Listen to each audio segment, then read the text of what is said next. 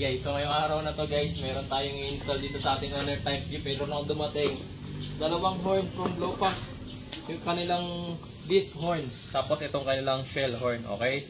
Tapos syempre, partneran natin yan ng related from Lopang. So bago ang lahat, parinig ko muna sa inyo yung tunog ng aking busina. Stock horn natin ng owner type Jeep. Siguro na-miss ito owner type Jeep natin.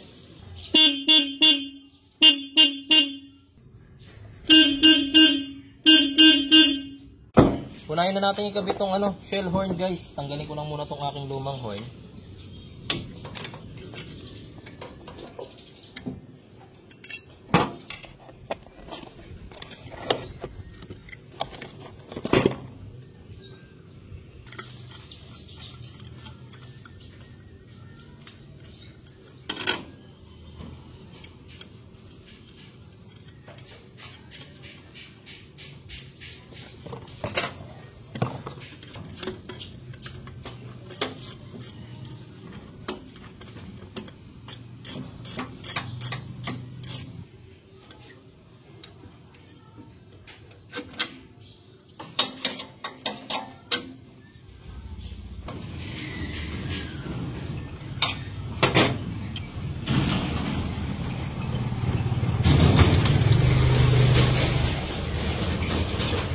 Siyempre, para makompleto yung ating installation, kakabit din natin itong Lopang relay na to.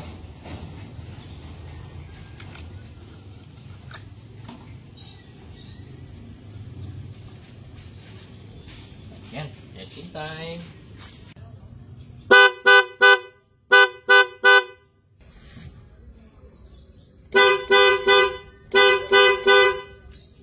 So, na-testing na natin guys yung shell horn. Malakas yung tunog yan, di ba? Pero ito, try natin. Siyempre, itong disc horn naman. Tapos kanina, so probably hindi ko na ito makakabit dito.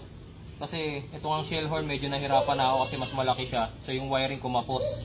Kaya nag-extra wiring pa ako. So, itong disc horn, dapat dito talaga naka-install yung mga ganito.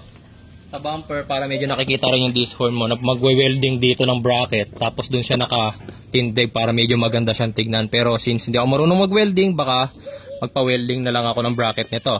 So ito, gagawa ko muna ng paraan para maikabit lang natin. Sandali lang guys, gagawa ko muna ng paraan na maikabit to. Okay guys, so ito naman, since hindi prepared yung ating owner type G para sa bracket ng Lopang na disc horn, pansamantala lang to.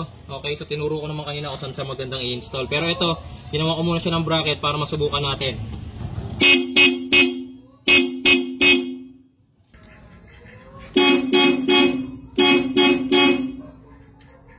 Eto guys, so since na-testing na natin yung ating shell horn tsaka yung disc horn, napatunayan natin mas okay yung disc horn natin. Pero syempre, hindi natin to dito ikakabit dun sa may bumper, sa may harap ng radiator, okay?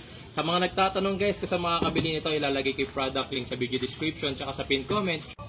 Tapos siya nga pala guys, sa mga bibili nito, chat nyo yung seller ng Jeep Dr. PH, meron kayong libreng sticker na ibibigay nila. Salamat po!